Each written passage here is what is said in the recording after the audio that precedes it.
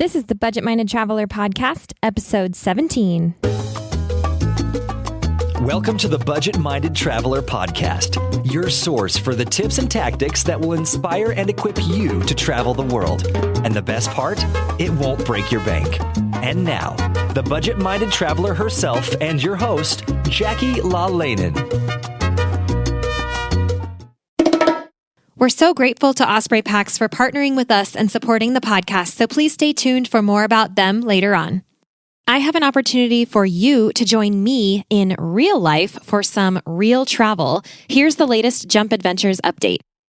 We are going to Greece for a bike and boat island hopping adventure this May 9th to 16th, 2025, and we still have space left. Check out jumpadventures.com to learn more and book now. We're going to have a yacht all to ourselves with ensuite cabins on board, so you get to sleep in the same bed every night as we start in Athens and make our way west toward the island of Corfu. You'll have your own bike for the week, e-bike if you want one, for cycling the islands as we go, in between meals crafted by our private chef on board, and all the relaxing you want to do on the top deck under the Mediterranean sun. These bike and boat adventures are our most carefree and relaxed trips. All you have to do is say yes and show up, and there's still space. Head over to jumpadventures.com to grab your spot now, and we'll see you there. Hey guys, welcome to the Budget Minded Traveler Podcast. Thank you so much for tuning in. I appreciate you tuning in with me today for episode 17. I am really excited about this episode as usual, but we have a special guest today who has moved her life over to Germany. And there are so many questions that I had surrounding this subject of an American citizen moving to Germany. And I am talking about Miss Stephanie Urban, and we're going to get talking with her today. Stephanie Urban is 31 years young, she says. She grew up in the beautiful Flathead Valley of Northwest Montana. She studied business management at MSU here in Bozeman, actually, for 2 years before she decided to go back to her roots and do a year abroad in Berlin, during which she learned German and visited 12 different European countries. And upon returning to Bozeman, she then changed her major to English and did another semester in Eastern Germany, where she returned after graduating in 2006. She's now been living in the gorgeous city of Leipzig for 7.5 years and is a self-employed business English trainer and German to English translator who also facilitates courses for Leadership Management International. Her motto is leap and the net will appear. And I love that. I think you're really going to get a sense of that motto in this episode. She also has a lot of other great one-liners that I actually have put on the show notes page, but you're going to hear them all today. And I'm really excited to get into this interview because if you noticed in that little bio that I was just reading to you, it's really easy to say, she went and studied abroad in Germany. She moved back to Bozeman, and then she just decided to move back over to Germany. And now she's been there for 7.5 years. Well, on paper, all it takes is a little period to, separate those thoughts.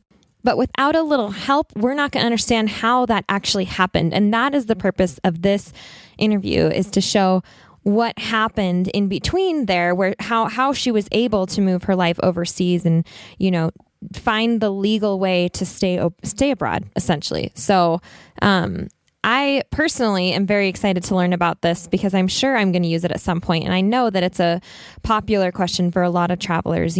How do we stay in Europe? How do we go beyond the 3 months? And so hopefully this helps answer a lot of those questions for you guys as well. And although we will be speaking specifically about Germany in this interview, I do think that it can apply to wherever you want to go, because it'll at least get you thinking about the right questions to ask and the right places to look. So with that all being said, let's go ahead and get into the interview with Stephanie. Hey, Stephanie, welcome to the Budget Minded Traveler Podcast. Thank you so much for agreeing to come on and talk to me. How are you today? I am excellent. Thank you so much for having me. Yeah, I am really excited to have you because I know that transitioning to Europe especially of all places, is really popular, and people have so many questions about how to make it work and all that. So I'm really hoping that you'll be able to shed some light on that for us. But before we get into that, I have given my listeners already a little bit of an introduction about you, but why don't you tell us who you are? Just take a little bit to tell us, who is Stephanie? Okay, well, I will keep that short. Right. I grew up in Kalispell, Montana, which is, just across from the Canadian border up in the Rocky Mountains. And it's one of the most gorgeous places on earth. I say to grow up and to retire. There are a lot of people who head to the big cities after college, and I was one of them. So, I actually had a German grandmother who her life was destroyed after the war. And so she married an American soldier, and they moved to New York. And so, I have German blood, and she was so very, very dear to my heart that when she died in 2002, it really, really affected me, and still does. But, that was exactly the same time when I was thinking about studying abroad. But I didn't take a foreign language in high school. I took auto mechanics instead. So useful. I didn't speak Spanish or German or French or anything. I didn't have any basics except for, the colors and numbers that my grandma had taught me. And so that was it. And I wanted to study in Australia or Ireland, but I was actually waitressing in Bozeman at the time. And I mentioned that I wanted to study abroad to one of the other waitresses, and she was around 33 or 34, I would say. And I told her I was thinking about studying abroad, and she got this dreamy look in her eyes, and she said, "Oh, I wanted to study abroad." And I said, "Yeah, why didn't you?" And she said, "I got pregnant." And I thought, I was 19. So, I did what, all smart girls do, and I pressed a nickel between my knees, and I, got all the information. But first, other girls had been telling me, Berlin, go to Berlin. Somebody had studied in Berlin, and she raved about it. And I said, "Are you crazy? They speak German in Berlin, and German is one of the hardest languages on the planet. Next to Russian." So, but they were just raving about it. And I thought, okay, my grandma just died, and there are all these questions that people have once a loved one has died that they might never get the answers to. And so I saw that as my opportunity to do this genealogical research and come back to the roots and see where my German grandma had grown up, and, see this amazing city that these girls were raving about. Right. Plus, it's very central in Europe. So if anybody's thinking about studying abroad, Berlin is really amazing.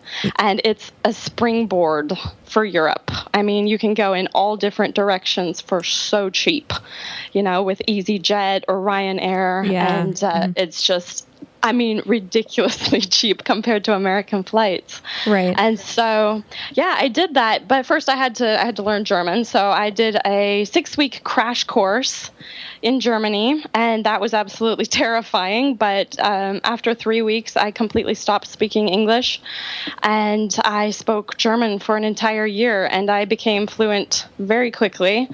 And that year was, it's hard to say as I get older that was the best year of my life, because they seem to be one-upping each other as I get older. I can totally relate to that. And you know what? They do say that it just keeps getting better. So you might as well start with the best year when you're young, so that they can just keep getting better. Yeah. So let's back up a little bit. What year was that you decided to study abroad? That was 2003. 2003. So did you go 03, 04? Exactly. Awesome. I did the crash course in 2003 in summer, and then in fall, I was able to enroll at the university in Berlin, at one of the universities. And I had 2 semesters there. And the first semester, I lived in an international dorm. So a lot of those people went home second semester, and I just, tagged along after them during spring break. And I got to visit friends in 12 different countries during spring break, just from having met them that first semester. Yeah. And that's completely changed my life, Oh, yeah. That's how I travel. I visit people. It's so great. I call that collecting friends all over the world because, you know, even like, for example, couch surfing or something at home, you host people from other countries. It's like, all right, I'm going to be knocking on your door one day. You know, I mean, wherever you go, meeting people in hostels. People are serious. They say, yeah, come on, you know, like, come over. Definitely. That's the nature of the traveler. Yeah.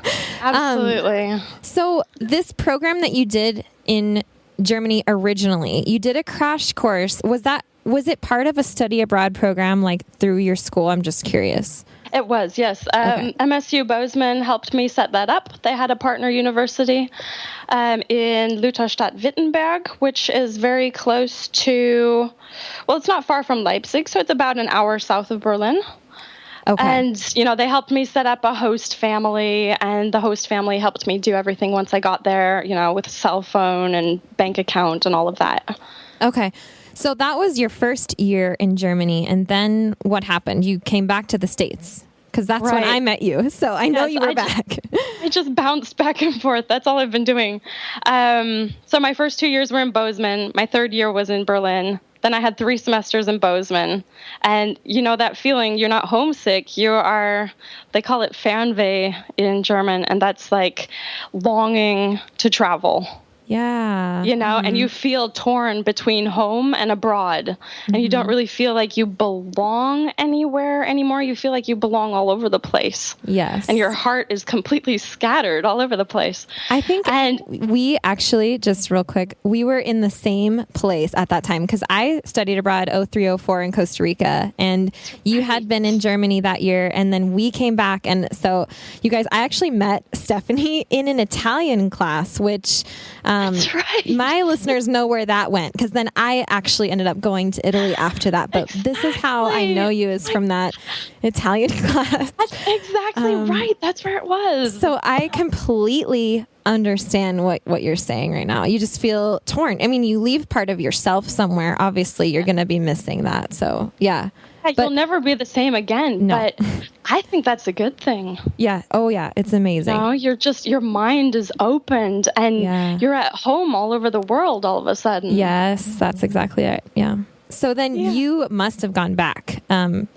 Right. Because you had 3 semesters in Bozeman, so I'm assuming there's a but or something there. Yeah, then I had that longing to go back, and I got a scholarship in Halle, which is also about an hour south of Berlin.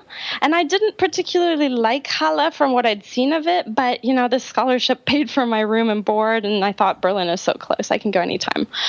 But that was the summer of 2006, and I ended up meeting someone, and, you know, it was a very hot summer, 2006, and one day at the park, I jokingly asked him if he would want to move to Berlin with me after I finished studying, because I only had 2 semesters left, and I had changed my major to English in the meantime, which very, very much upset my father, having changed my major from business management to English literature. He, of course, asked how I was planning to make a living with that bachelor's, and so I told him, I think I told him before I asked my boyfriend to move with me, that I was going to move back to Berlin and teach English. And that didn't seem so plausible at the time to him. But I was serious. And this is the kind of person that I am. When people say, oh, really? Have you thought about that? That's going to be really hard. You know, it's not going to be the same as studying there. That was like a dare to me. A challenge. Yeah. Yes. And so...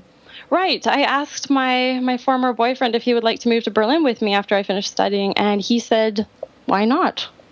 And I said, yeah, why not? What am I going to do with a bachelor's in English after I graduate? So, we got really serious really fast, and I ended up slamming my last 2 semesters into 1 semester. I had to go back to Bozeman for that.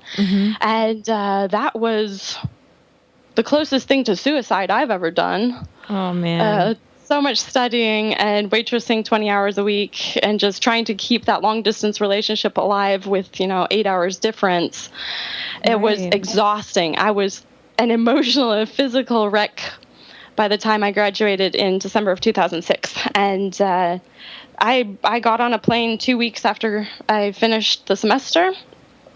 And I was a wreck when I moved here. Well, of course. I've been there too, yeah. But you're still there, which is interesting. So, and when I came, everybody asked, "How long do you plan on staying?" And I said, I could see 5 years max. That's even a lot. I mean, that's a lot at the beginning. Yes, exactly. When you have absolutely pretty much no game plan. Can I back up real quick? I just heard you mention something, but this is the way that I work. You said that you got a scholarship, and I'm really curious. Were you actively researching opportunities to get back over to Germany? How did you find that scholarship? Because I know these resources are out there. I actually got one for my Italian, my year in Italy too, which was amazing. But I was actively searching for anything that would help fund me get abroad. And I think it's worth mentioning because this is how we afford these things, And so how did you find that scholarship? Well, I mean, I went to the international department at MSU Bozeman, and I got really close with those guys. Mm-hmm. Just being in there all the time, reading all this different information they had. And I mean, due to the fact that I had studied there before and that I also minored in German studies then, but I had really good grades and I was just super motivated to get back over here, and they authorized it. So, I mean, I don't think it's just a matter of good grades. I think it's really your willpower and, the enthusiasm that you show for getting back there. They can see if that's genuine or not. Yeah, that's great. That's a good resource. So the international department at your school helped you set that one up. That's awesome. Absolutely. They're so helpful. And it's even more motivating to go in there because oftentimes there are people who've, spent a lot of time abroad, and it's absolutely addicting. It's addictive and addicting and everything that goes along with it. I was on a first name basis with the people at my study abroad department at my school too. Yeah. That's the only office I visited in my entire university. But yeah. Okay. So one more thing that I noticed in there that I wanted to ask you about real quick before we move on is that you had some friction with this decision with your family. And that's also a big thing. A lot of students and younger travelers especially deal with that. So how did that go? I mean, was it okay? What did you have to do to convince your dad that you were making the right decision? Well, that was really hard, because it's a long distance. I think it's about 8,000 kilometers from here to my parents. And don't ask me what that is in miles. I still hate conversions. I hate conversions. It's okay. You're German by now. We understand. A long way. Yeah. And so the thing was also that I had this boyfriend over here. And when I said goodbye to my dad at 4:00 in the morning, he said, "I hope he takes care of you." And I said, Dad, he treats me so well. And, we're going to do this. And, of course, people said, anytime you want to, even if you can't afford it, just call me and I'll fly you home, And so it was really, I knew I had a lot of support at home. You just have to make the people at home understand that this is an adventure that you don't want to miss. Yes. It's going to be hard. And sometimes you have no idea how hard it's going to be, emotionally, financially. It's sometimes exhausting. And probably for the first 3 years, I asked myself, why am I doing this to myself? Why am I putting myself through these bureaucratic hoops? And why am I putting up with this? But I mean, 7.5 years later, I'm in a position where I think, oh, this is so awesome. That's so great to hear. And I love what you just touched on, actually. That was something that was brought up in, I think it was episode 6. I interviewed a guy who's long-term traveling. He's been on the road for a couple of years. And one of his biggest pieces of advice was, always keep a contingency budget, which basically would foot your bill home should you need it.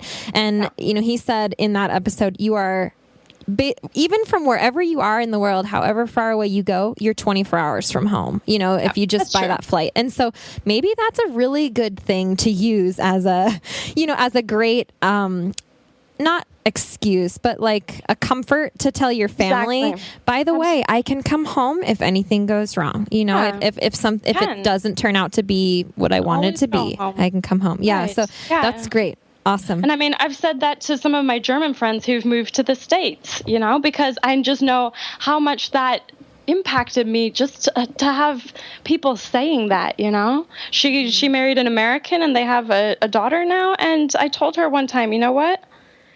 You are not stuck there. You do not have to stay there. You can come home anytime you want. And she almost started crying and she said, thank you so much for saying that.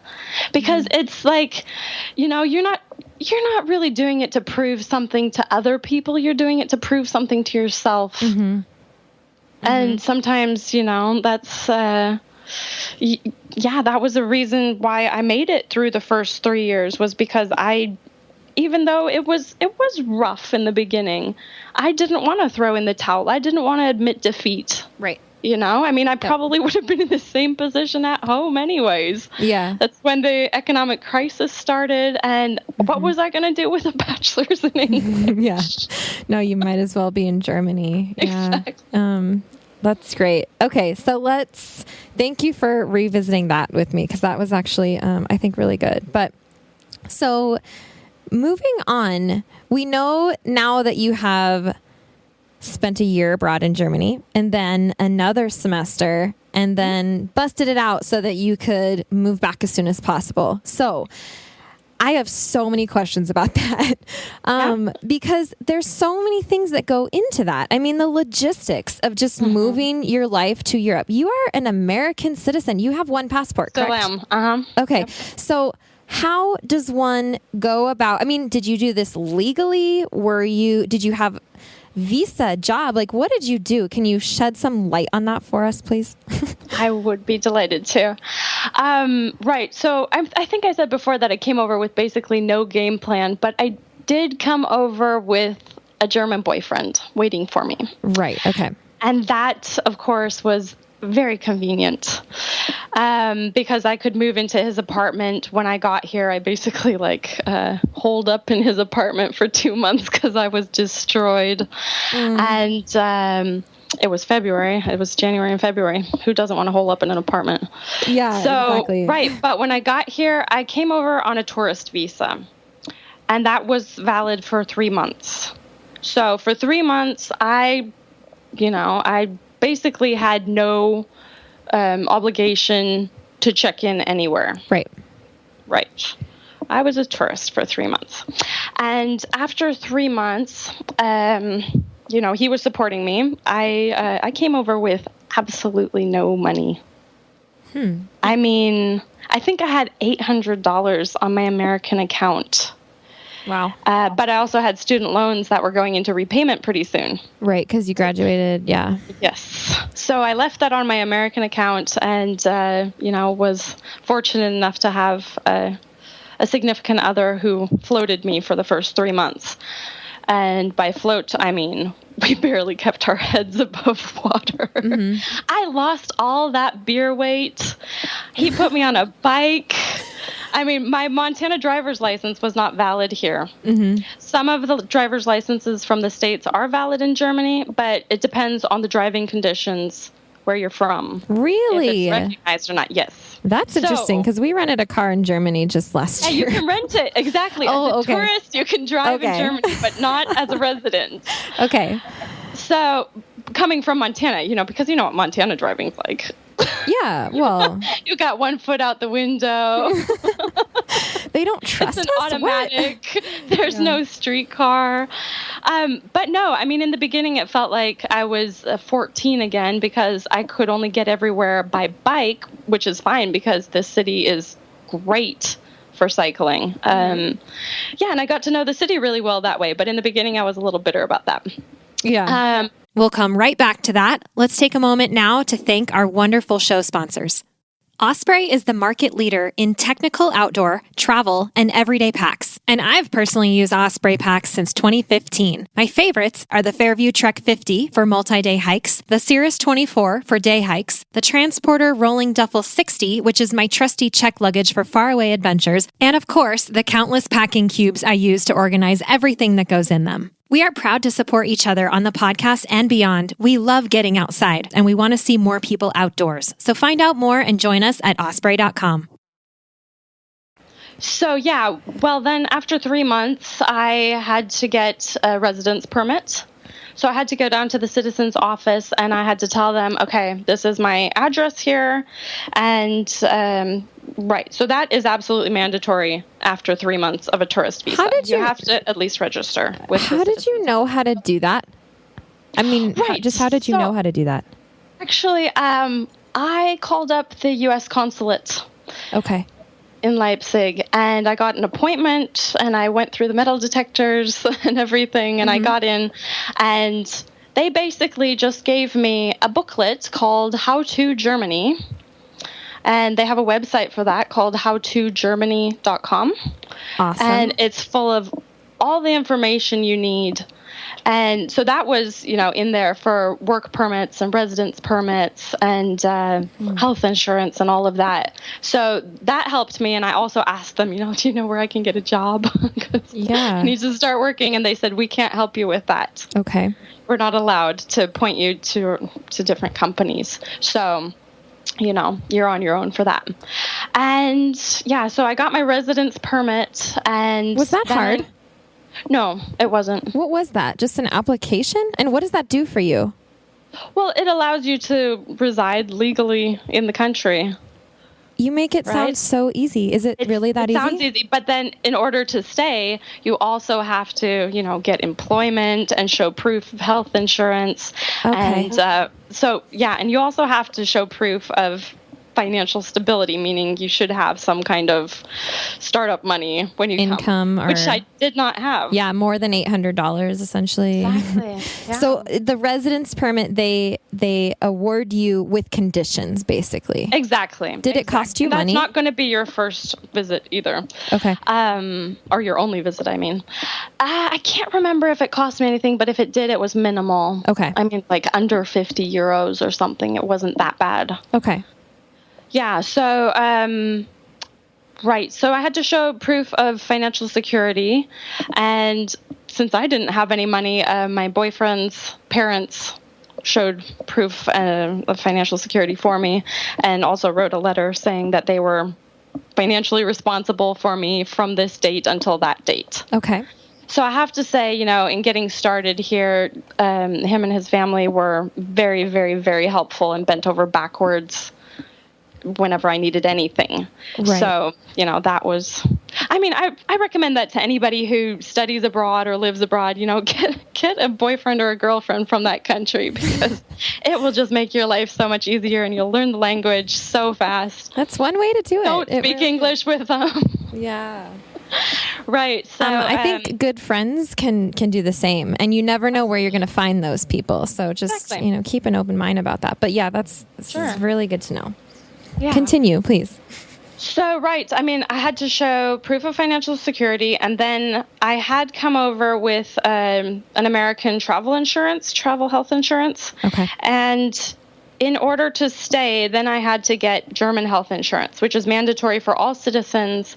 And, I think I got one for like $100 a month. It was not bad. Okay. It had a deductible of like 1,000. So I just tried not to get sick, which is harder said than done. But, so that was the thing with the health insurance, that I had to have German health insurance. There was a lot of running around applying for this and lots of photocopying. And this was 2007, the beginning of 2007. And it seemed like things were just becoming more digitalized over here. It's not that long ago, but, like 2004, the cell phones we had back then and how expensive it was to call home. And 2007 wasn't much better. No, I know what you mean. I still had a flip phone, I think, at that time. And we still had to... At least we had Skype then. Like I remember in 03, 04 studying abroad, we literally used calling cards, and I could only talk to my parents once a week because it was so expensive. Exactly. And there's no Facebook, So I get it. It's changed a lot. Facebook got going when I moved over here, and I was hooked. Yeah.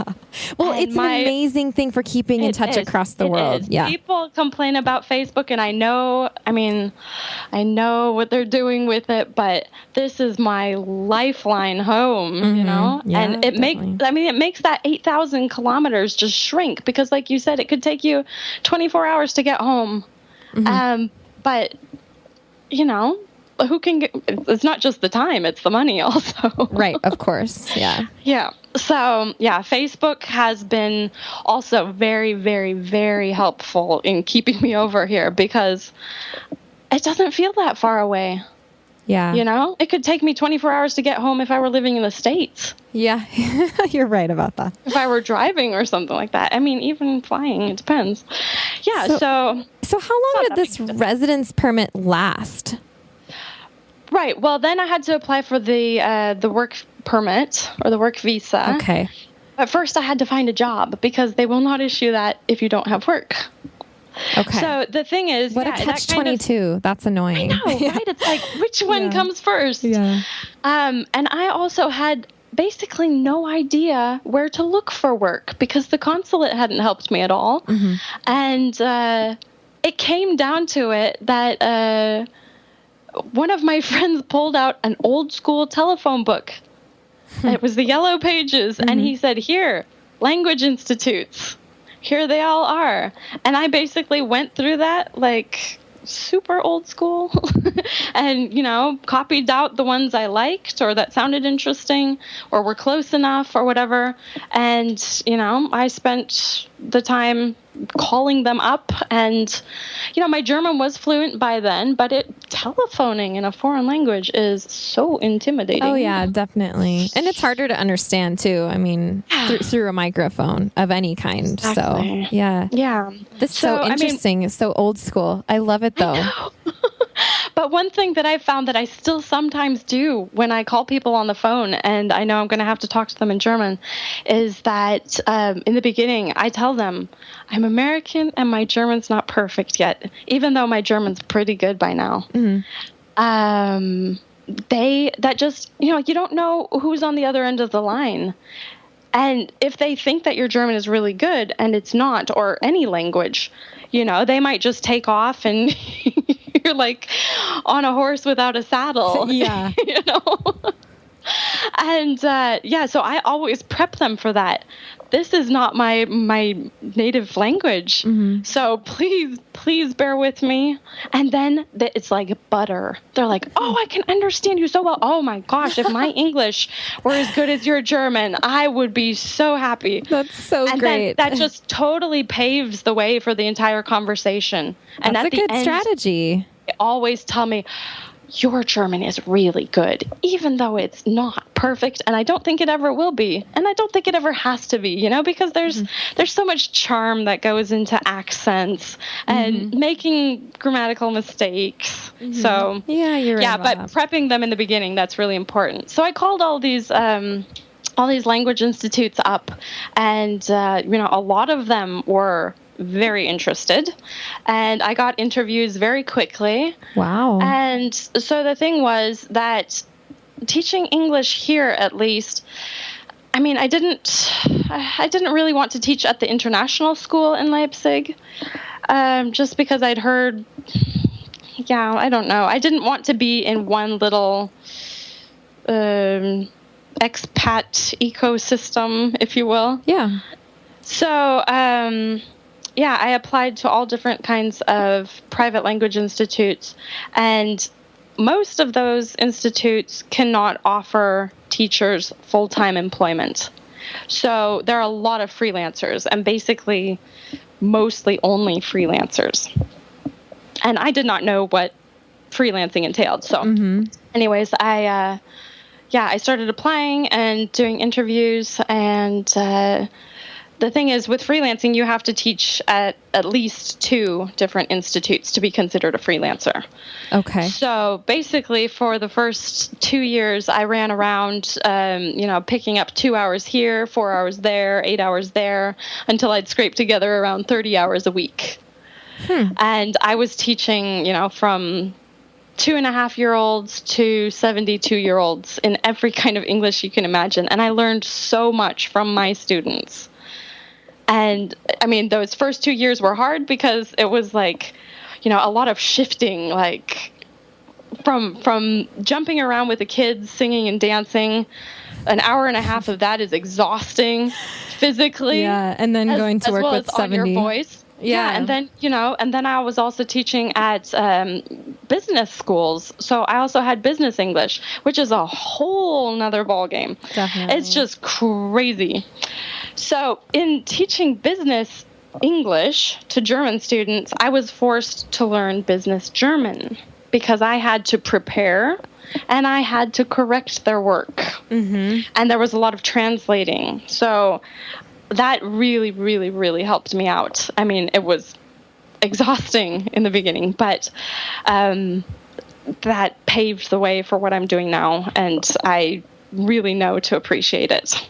So the work, you were able to get enough hours to call yourself a freelancer. This is how it started, right?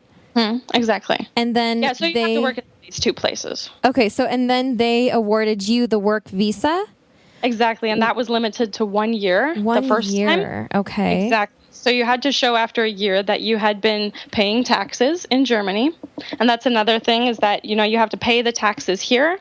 But then since I'm still a U.S. citizen, I have to report them. I have to report my income to the IRS, but I don't have to pay any taxes in the U.S. Okay. This is good Which means I'm also not paying into Social Security, which is fine with me because good for you. paying into the German retirement fund now, which is hopefully a lot more stable. But that's a huge thing that has also affected my staying here is that when I started freelancing, people asked me if I was required to pay into the German retirement fund. And everyone that I knew here and a lot of my ex-boyfriends' parents and friends were professionals, doctors, lawyers, you name it. Mm-hmm.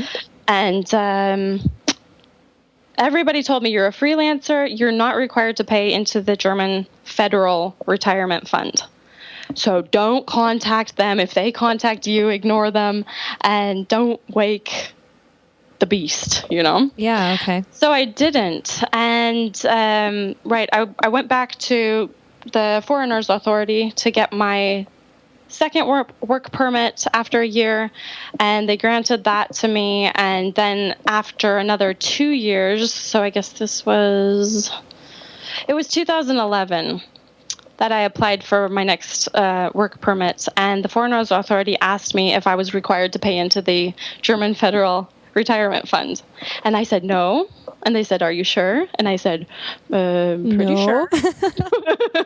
And they said, okay, well, you might be required to. So we need you to contact the retirement office and formally ask them if you're required to pay in. So I was forced to do that in order to get this next work permit. Okay. Right. And the retirement fund wrote back to me and said, yes, actually, Frau Hahn, you are required to pay in. You can start doing so now. And you're also required to pay back everything that you were supposed to pay in since you started working. No. And I laughed my head off. Oh, no. It was 9,000 euros. Oh, no. What did you do? Could you do it? I laughed and laughed and laughed. And then I started asking people, do you think this is for real? And they said, oh, you have to file an objection so we can win some time, gain some time. And I said, this can't be serious. They cannot. I mean, I just paid back 9,000 euros, which is like $12,000, $13,000 on my student loans. So if this is for real, this puts me back at square one, and I'm going to be very upset if this put me back at square one, because one of the major reasons for staying over here was to earn euros during an economic crisis in the U.S. with a bachelor's in English. Yeah. So. We objected to this, and I got a lawyer, and she, wrote a letter on my behalf and nope, you are required to pay that back. No. And I didn't know any freelance English teachers from the US, England, Ireland, Scotland, New Zealand, or Australia. Right? So the people from the United Kingdom, of course, they don't have to apply for work visas because, most of them are part of the EU. And as a European Union citizen, you don't have to jump through those hoops. And so, but I mean, people from Australia or New Zealand, I hadn't heard of anyone who had to pay this much money back or in. And so, I asked the Federal Retirement Fund in Berlin, what would happen if I just went home? Yeah. What if I just took off? I mean, this is ridiculous. Yeah. I'm the only one I know, and I'm the only one anyone knows who is having to pay this. Yeah, no kidding. Why me? And they said, don't worry, Miss Urban, we will get everyone in the boat with you. Oh, Don't geez. you worry. And that was, a small consolation to me because I'm trapped between a rock and a hard place. This was like, okay, I just spent 4 years setting up a life over here. I have friends, colleagues, I have a dog, I have a piano, I have a gorgeous apartment in the city center that's affordable. I don't want to leave. And, so it was like, and I asked her, what would happen if I just ditched? And she said, this is existing debt that must be paid back. Otherwise, you will be refused re-entry into Germany. Oh, if no. you ever want to come back to Germany. So that was the thing. It was like, I wouldn't be able to come visit. This is like my second home. Right. That's like unacceptable. Like my first home now. So, yeah, it was like, which one is worse? And so with a lot of correspondence, and I mean, at least hiring this lawyer, which cost about $300, she at least got them to understand that I'm paying back my student loans. In the beginning, I mean, I was able to pay my bills and go on some cheap vacations around Europe, but not much more. And so they put it on ice for 3 years, and they deleted or dropped the interest that had been accruing on it, and the late fees, which had also that was like $2,000 in late fees. They dropped all of that, and they said, okay, we're going to give you 3 years to pay this back, and in the meantime, you should get yourself into a better economic situation because at the rate you're going, you're going to have to save every month. So, right. And that, I would say, that was the impetus which pushed me to say, okay, this freelancing stuff is good, but, when it comes down to it, I'm not making enough money to pay back this retirement debt and my student loans. So that was the point where I said, I'm not really greedy. I mean, one of my other favorite quotes is that the best things in life aren't things. I love buying experiences. Yes. And, that's what traveling is buying experiences. And but this was really an economic decision. I need more money. And that's when I said, you know what? I'm going to become self-employed. I'm going to jack up my rates, and I'm going to find my target market that can afford those rates. And I'm going to get out there and I'm going to market myself because my German was good enough by that point. And you did. I did. And I had started building up a private clientele on the side.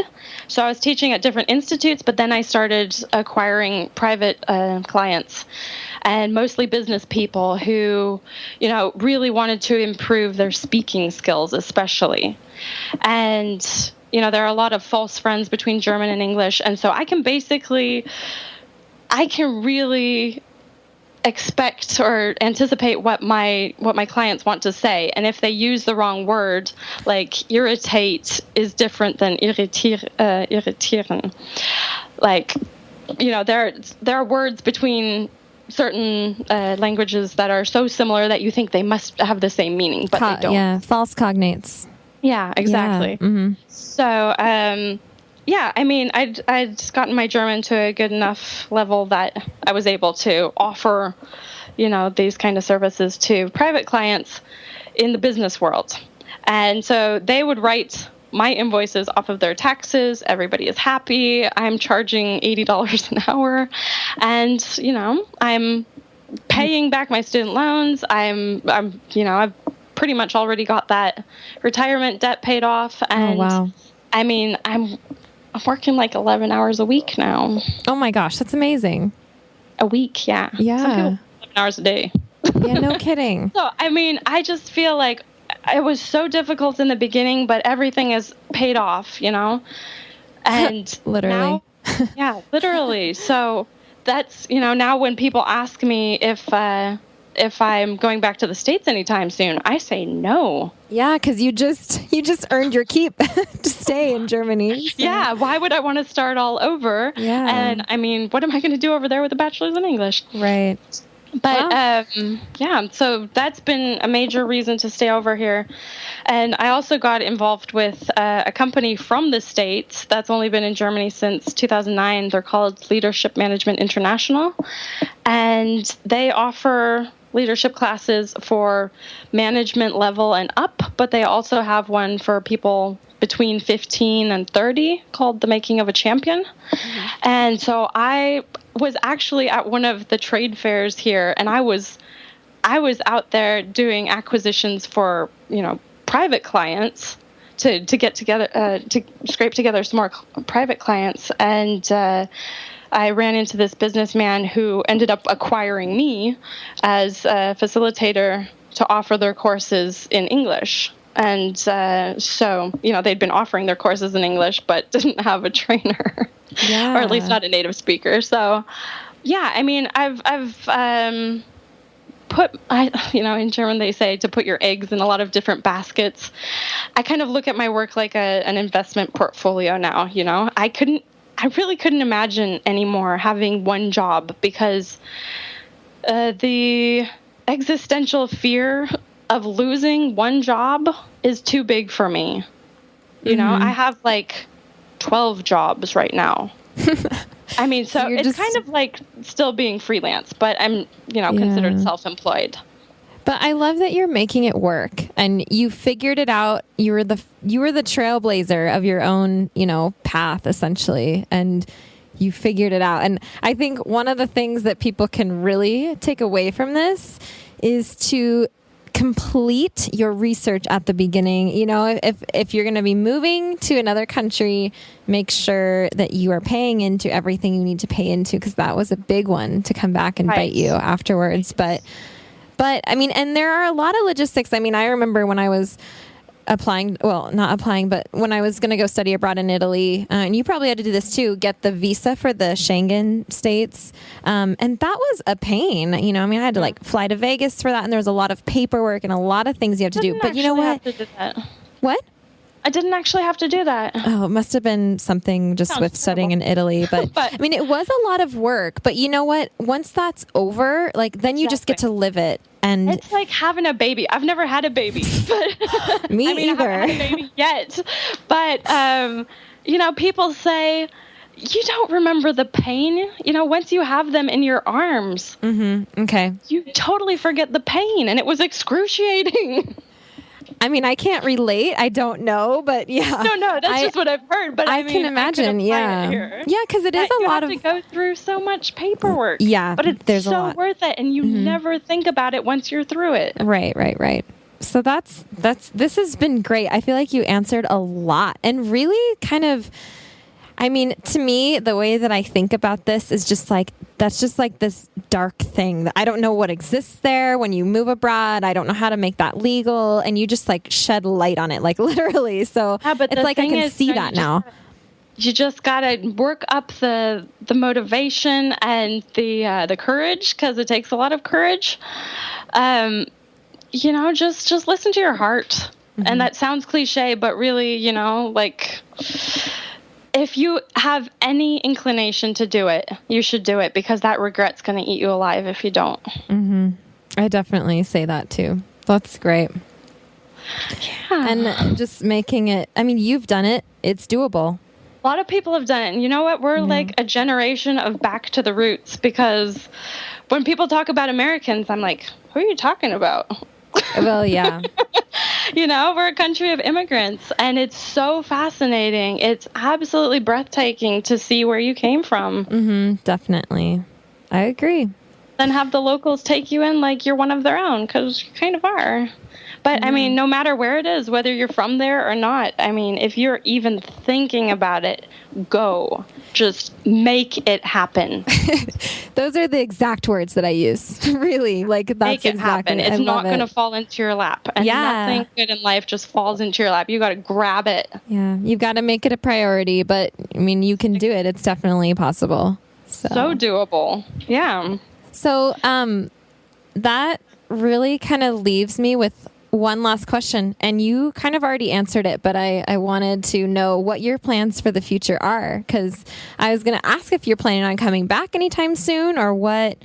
I mean, you have a life there now. You have a dog. You have a piano. You said those are big things that you can't really move.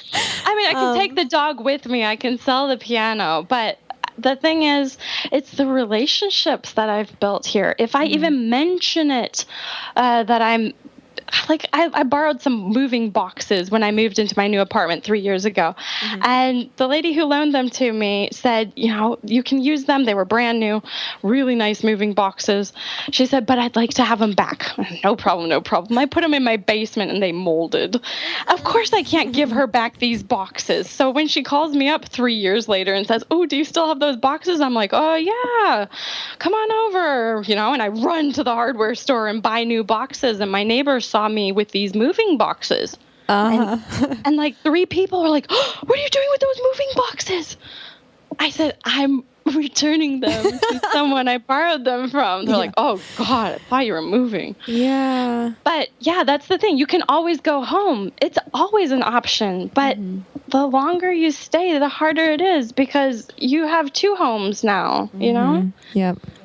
Yeah, so I mean, for the near future, and I talk in like 5-year increments. I think 5 years is realistic. 10 years is a little too vague for my taste. I'm going to stay here and keep doing what I'm doing now, because I've also started doing German to English translations, and I do English proofreading, and I can do a lot of stuff at home. I mean, I almost feel like I'm retired. Yeah, which is good awesome. because I'm paying into the retirement fund. You good? Yeah. Oh, but I have so much free time, and I can allocate my time as I wish. And I'm just enjoying a lifestyle over here that's really healthy. I cycle everywhere. I still don't own a car. I do car sharing, and it's just so easy and affordable, and it forces me to move, and I'm actually kind of lazy, I don't have an elevator, so I'm forced to do stairs, and I have a bike, and I get to, ride through the parks instead of sitting in a traffic jam. And, it's like people really socialize in the parks here, and it's just a community that I absolutely adore, and it's big enough but small enough, and it has everything you can imagine that a big city has, but it has a small town feeling. And yeah, so right now it's like I would rather that people come to visit me than me go home. And I'm also going to try to stop commuting back and forth to the States so often, which often I mean like once or twice a year.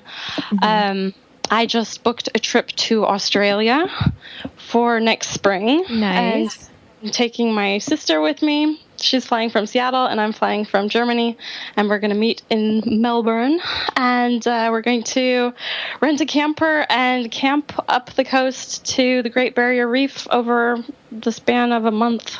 Wow. So that's, instead of flying home, I'm flying to Australia next. Right. I love what you have just described. Your life sounds awesome, really. I mean, I know, of course, it's still, has its ups and downs of life, but definitely. I love that you went out and got what you wanted. Essentially, you just made it happen. Really and perseverance. What'd you say? Perseverance is the key. There are going to be some really tough times, but just keep the communication lines open. And I think really the biggest thing is that life is really like a mirror, and what you put out there is going to be reflected. It is.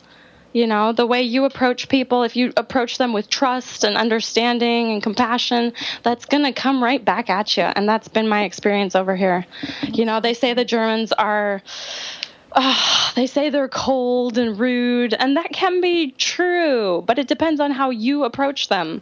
And I think that's true in any country. You know, if you approach them with respect and dignity and understanding and humor is very important. While being respectful. Yeah. Then, you know, only good things can come to you. That's so great. You got to create your own reality. That's so, so great. Thank you again so much for sharing all of this with us. It's been just awesome.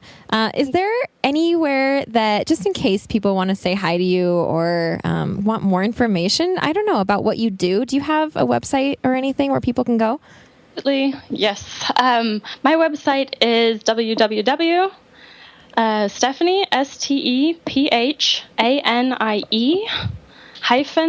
-urban, URBAN.DE.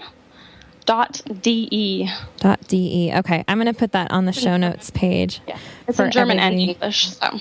Awesome. It should be, because you're the translator, right? Yeah.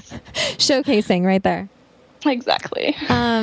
All right. Well, this is so awesome. Thank you so much for sharing. Jackie. And I guess my pleasure. I guess we'll talk to you soon. All right. Definitely. And you have to let me know next time you're here for Oktoberfest. Oh, you know I will. Because I've only been once. That's shameful. But I was on the clock, and that's awesome. That is awesome. I remember reading about that. That's so great. If you're going to go to Oktoberfest, you know, be on the clock. Heck yeah. All right, cool. Well, we'll talk to you later. Thanks so much. All right. Talk to you later. Cheers. Cheers. If you have ever been to Germany, or, you know, well, if you've ever been to Germany, then you know that people don't just say choose. They say choose. They sing it. And it just means like ciao, like in any other language, just a way to say goodbye. But I love that she did that, because I just love that word, sing in a sing-song voice like that. But anyway, I really hope that you guys have enjoyed this interview and that you've learned something from it. I know that I have. Wow. And she's super inspiring. I love the things that she says, you know, just about if you have any inclination to do it, you should do it, because that regret is just going to eat you alive. If you're even thinking about it, go. Just make it happen. And I know you've heard those words before, and there's a reason for that. Even if it costs a lot, I mean, either financially or emotionally or anything, you know, it will cost a lot, but it's going to be worth it, guaranteed. In one way or another, you will grow. It'll be worth it. As always, you can find the show notes for this page. There's a couple of links there, as well as Stephanie's website if you want to say hi to her. You can find all that at thebudgetmindedtraveler.com/17. And there you will also find a comment section if you have more questions about this and want to keep the conversation going. You have an opportunity to do that there. And one more thing before I go for this episode. Before Stephanie and I got on this interview, we were having a little pre-chat, and I was telling her that I was personally very interested in this information because I would like to probably do this someday. You know, I mean, it's probably in my future, one way or another, or multiple ways. But one thing she said was, you need to change your language. You need to stop saying I would like to and just say I'm going to, you know? And I mean, for someone to say that to me, it's like, oh yeah, I mean, you're absolutely right. I should just be saying that because I will do this one day. I mean, it's probably, well, I should probably not say probably. It's going to happen. And I would encourage you to do the same. I mean, if this is a goal of yours, or if it aligns somehow with the goal of yours for travel, you know, stop saying, I would like to do this someday, and just start saying, yeah, this is what I'm going to do someday. So one day I will move abroad again, and that's for sure. I don't know exactly how or where exactly that's going to happen. Probably multiple times in my life, but I will do it. And that's my testimony to you. And I hope that you have the same idea, especially with all of these tools so ready at our fingertips now, you know, and I'm going to do my best to keep bringing them to you to make it possible. So with that all being said, Take care. I will see you guys next week. Thanks a lot.